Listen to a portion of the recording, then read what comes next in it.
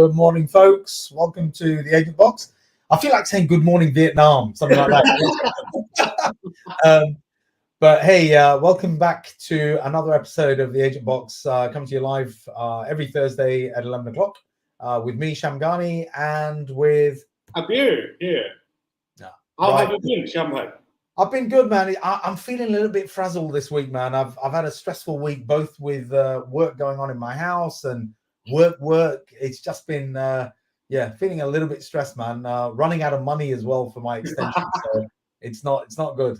So all the viewers out there, we are looking for sponsorship as well. Yeah, might need to do some crowdfunding. Some crowdfunding for me to get my jacuzzi. But anyway, how are you, man? What have you been up to? Yeah, I just got back from Agent conference this morning. I had the opportunity to meet a lot of industry colleagues, some good conversations. So it was a good conference. Okay, good. That's brilliant. And in other news, I have finally got my Nigerian visa. Yay! After about 5 years, I think. I think the last time I was in Nigeria was probably 2019. I'm heading back out on Sunday, so I'm looking forward to that, man. I'm actually. So you're gonna see Nigeria post-COVID. Yeah, exactly. You know, I mean, those of you who know me know that I've had a big chunk of my career has been in West Africa, in Nigeria particularly. So I'm really keen to be going back out there and see what's what. And we're gonna have a busy week as well. It's gonna be a very busy week. School visits, this, that, and the other. There's a lot happening. But anyway, listen, Abir, right. So what are we talking about today? So we are talking about agent termination. What's the reality? Do universities really do that? What is happening with that? Okay, this is a touchy subject. I want to take liberty here, first of all, that I know someone who is the pioneer of this whole topic here. I'm not sure about that, man. I'm not sure about that. But look, what I am sure about is that this is a touchy subject. This is quite a sensitive subject. Agent terminations, people. I think it's a sensitive subject, both sides of the coin. Believe it or not, it's not the case of universities being really flippant in, oh yeah, we'll terminate a contract. Universities are very sensitive, very nervous about doing something like this. But equally, obviously, no agent wants to wake up in the morning and get an email to sort of say that, look, they've been terminated. But I wanted to explore a little bit about, what is the reality? Why would any university want to do that? First of all, my question to you would be, why universities would even think that route? Because agents are their friends, they help them recruit more students. So why would they even think about the termination policy, or why would even that thought come to them? Do you know what? Obviously, in any contract with any one of us that are agents, if you look at our contract, there are termination clauses in the contract. It has to be in any contract. That's what you would expect. The difference is that the termination clauses just talk about how a termination can happen, right? A termination policy is one where the university sets out a set of guidelines that could eventually result in a termination. So not the mechanics of how. So if you look at the contract, it will say, if we decide to terminate, we're going to give you 30 days notice, or we're going to give you 3 months notice, or whatever it is, some technical jargon about how they might terminate. It doesn't necessarily won't go into details of what are the scenarios, what are the triggers that could lead to that. So certainly in one of my previous roles, I created a termination policy because it was part of our agent handbook, and we wanted to have a set of rules to govern the internal discussion around, so internal university discussion around terminating an agent, and also for our partners to understand what it is that would lead to a situation like that, right? I think the reality is that it does happen, most certainly, but I think it causes a lot of stress because there isn't an awful lot of transparency. And I'm going to take you back. Some of this might be old information as well. I mean, things might have moved on a little bit, but I remember doing training in 2020, at least just days before the UK lockdown. I did some training down in London to a group of university staff that are fairly new to the sector. And I asked this question, right? Because it was about, it was a workshop on agents, how to work with agents, okay? And in that training, one of the questions I raised is, does your university have a termination policy? And people looked a little bit like back a little bit and sort of said, "Oh, we don't do that. You know, we won't terminate an agent." And it made me realize that actually, yeah, it's not very commonly talked about, and probably because it is sensitive, it is a little bit difficult. It's a difficult conversation to have with any agent. But also, believe it or not, I think a lot of universities, or a lot of individuals within universities, do find it a little bit scary to terminate an agency. It's easier not to sign an agent up than to have signed an agent up and then think about terminating them. Do you know what I mean? You know, but I will say one other thing actually, Ultra, is this: that one thing that I have seen over the last, several, recent years, is that every university is involved in reviewing contracts at the end of each academic year, and they are getting rid of agents. So if what would be the few reasons that behind this? So is it a low number of enrollment or I think compliance? Yeah, I think the bluntest instrument here is that performance was bad. Okay, that would be the blunt instrument. That would be the really kind of like obvious way of saying, you know what, I'm going to terminate an agent, is because their performance is bad. And that performance will be enrollment. It will be enrollment, that their enrollment was bad. But I am aware of universities being more sophisticated in this area now, where they're not just looking at poor enrollment numbers. In fact, they're looking at how much effort it takes to enroll the numbers from any given agency. So let's say an agency only enrolls 5 students. Was that an easy 5 students, or was that a very complicated, very resource intensive 5 students? So let me paint this picture to you. Let's say you're an agent and I'm a university, and you send me 10 applications, and those applications are perfectly fine, great, easy. Admissions team happy. They're putting in those 10 applications, and those 10 applications result in, I don't know, let's say 10 offers because you put in decent applications. And out of those 10 offers, you were only able to convert, for me, 4 students.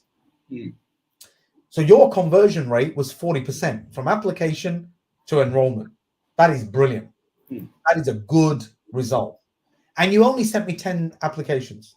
Okay. So my admissions team were not drowning in applications. Now, let's consider another scenario where you're an agent, I'm a university.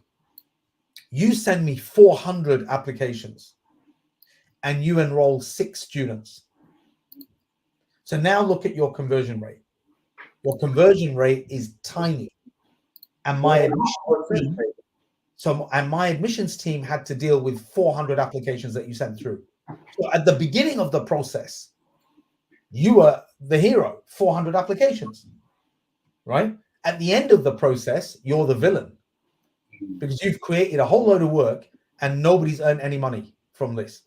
Whereas I know of a very particular university, which is not too far away from where you live. They have evaluated their performance criteria, and there are quite a few aspects to it, like conversion rate, like you mentioned, also rejection rates as well. And what they've done, I know which university you're talking about, and they've hardwired it into their contracts. Do you know what I mean? That actually, so they're making it very clear in their contract, if you don't meet these KPIs, you're going to get, your contract's going to be terminated. Do you know what I mean? Because at the end of that year, whether it's the head of international, whether it's a director, somebody like myself who was head of looking after agents, I would have to go around to all of the recruitment teams and say, right, this year, because there is some strategic conversation as well, which is that we don't want to go beyond 150 agents, for example, right? Globally. That's the maximum number of agents. That's a strategic decision that the university is making. Let me ask you a question on that. So usually in a common conception, it is like that, if you have more agents, you're going to get more applications, more enrollment. So why would universities would want to limit their agent number? This is because the UKVI doesn't want it. Remember, the UKVI is not just about visa rejections. They're not just about that. They are not just about, how many people turned up, how many CASs you used. Of course, there's all of that. But the UKVI are also concerned about how many agents you're working with. And whilst they don't stipulate on paper or in a policy that a university cannot have more than X number of agents. They've never said that officially. Unofficially, what they will indicate is that if a university is working with more than 150 agents, then why are they doing that? How are they managing that? Because what they're looking at is the number of, in order for you to manage those 150 agents, and get everything right every single time, you need to have a huge team of people, managing them. So that, from my understanding, again, this is my opinion, guys, that my understanding is that that's where they're coming from. So I'll give you an example. A couple of universities recently that I've worked at, the policy was try and get it to 150 agents, or thereabouts, say 170, 180, something like that. So, and that's all over the world, right? Globally. So I had a situation where I had regional teams, recruitment teams, saying to me, "Oh, Sham, I want to sign up this particular agent." And I'd say, absolutely fine. Who are you getting rid of? So one in, one out. You understand? So you want to now recruit. And I remember actually in one of the markets, they wanted to recruit 5 or 6 new agents. I said, that's absolutely fine. Show me which 5 or 6 you're getting rid of. So those are going to be terminated. You understand? In order to make room for newer agents to come in. So this is an absolute reality. And how do we avoid? I guess this is the crux of the conversation, isn't it? That if I have a contract with a university, how do I avoid getting terminated? It's by having control. It's not about how many students you've sent through. It's about having control. It's controlling the number of applications that you're sending through, making sure that each one of those applications are spot on so that your rejection rates are minuscule. You can have a rejection.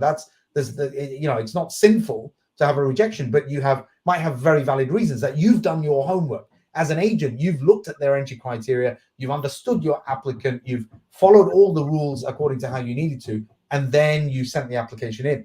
Okay. What I'm hearing is you're busting a few myths here, because like I said, the common conception of a good performing agent is getting more applications in, maybe have more enrollments in. So that's not true. It needs to be proportionate. It needs to be proportionate. Let's say, if you're enrolling 100 students as an agent to a particular university, that's a brilliant agent. That's a really good agent. You've got 100 students coming in. That's clearly you've got their attention. But against that, if you're sending in 1,000 applications and your conversion rate is only 10%, that is a problem.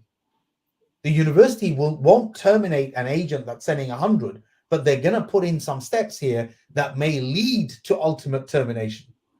Do you understand? So from all of years of experience of working with universities, what would you say is a good conversion number for an agent? For all our agent friends out there, so they understand how to play the game. Okay, if you look at most universities, right, and any university partners listening to this, please forgive me if this is not 100% correct for your uni.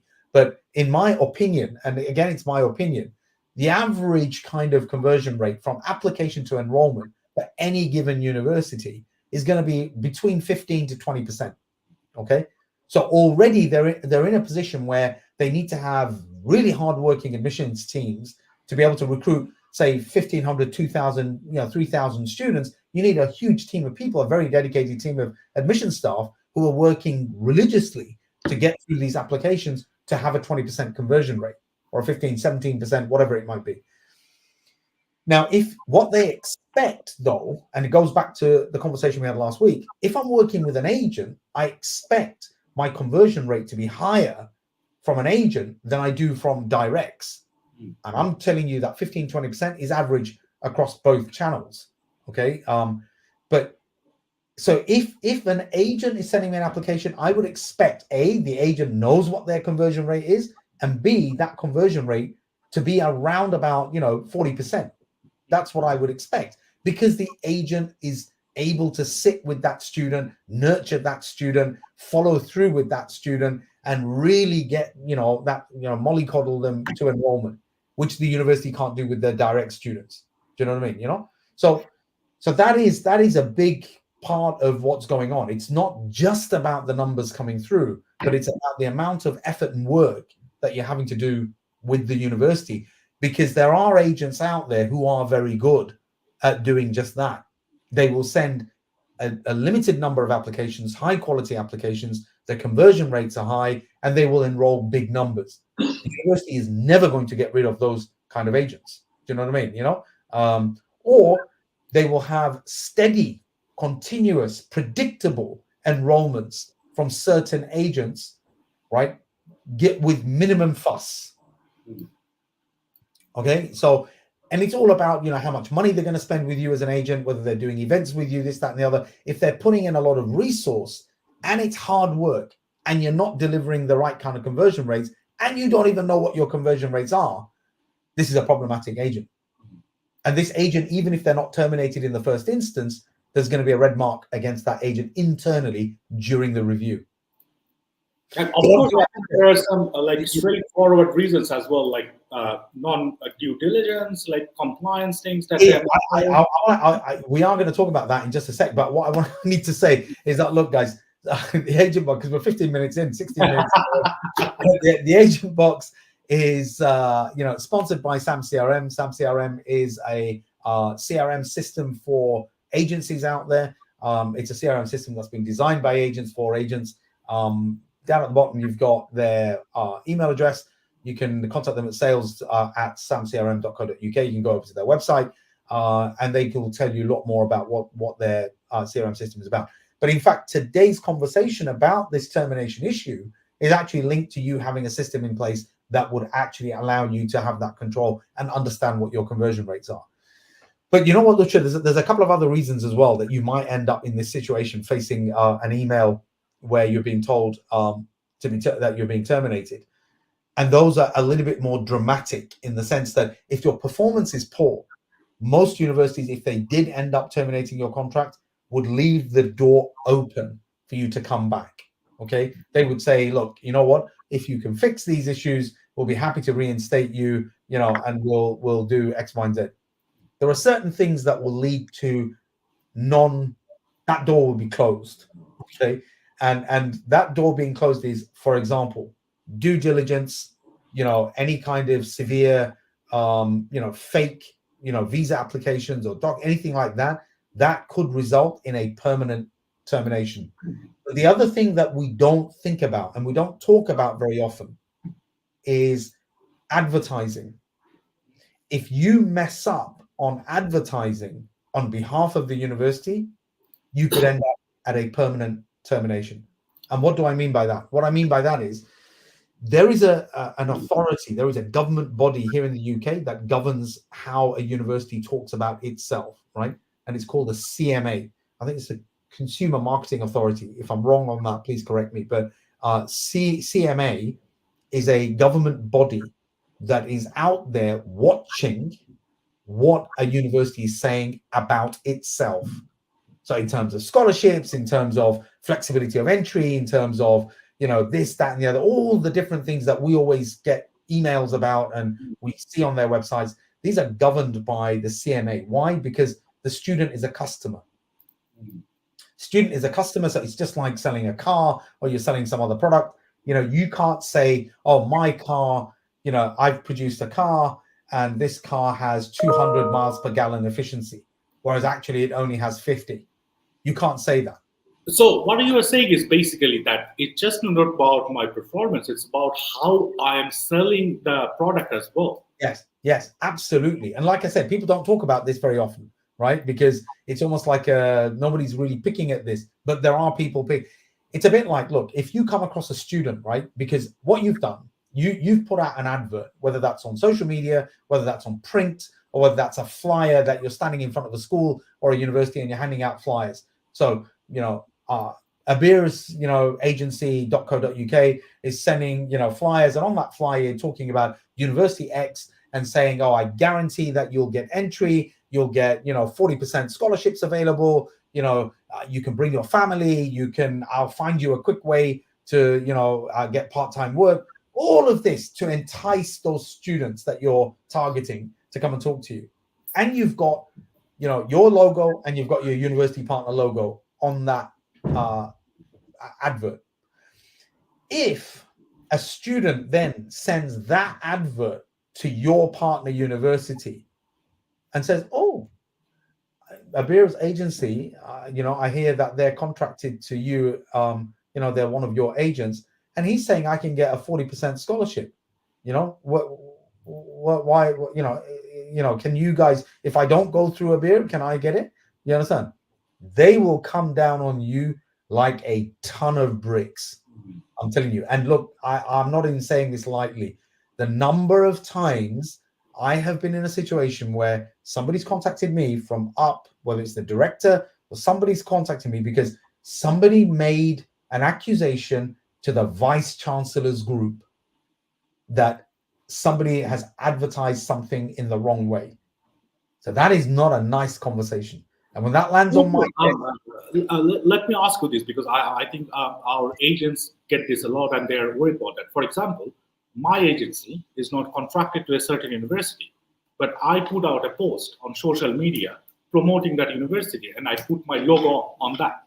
Why would university be so worried about that? It's just free marketing for them, isn't it? But no, absolutely not. Absolutely not. Most universities in the UK will expect, although it's probably not enforced as much as it should be, will say to you at the beginning when you get a contract that I want to see everything that you put out in with my name on it. You understand? So they will ask that. Now imagine, you're right. Imagine if you're working in an aggregator. So you're working with a platform where you don't have the contract, you're doing it on behalf of another agency that holds the contract.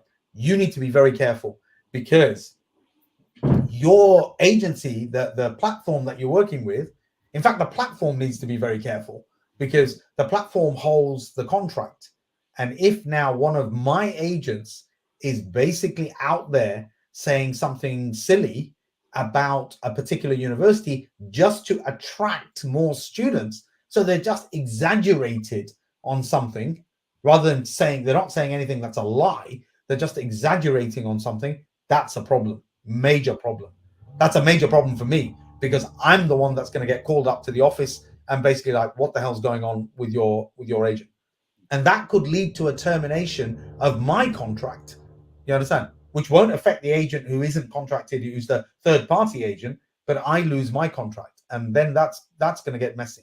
Do you know what I mean? So look, we're going to run out of time. We're already 22 minutes in, man, 22 and a half minutes in. But I think this is something that, that there needs to be these kind of discussions in order for us to be transparent, in order for us to actually work much more openly with our partners, whether that's an aggregator that I'm working with or universities directly that I'm working with, to have that understanding that how universities think about terminating contracts safeguards us from falling into that hole.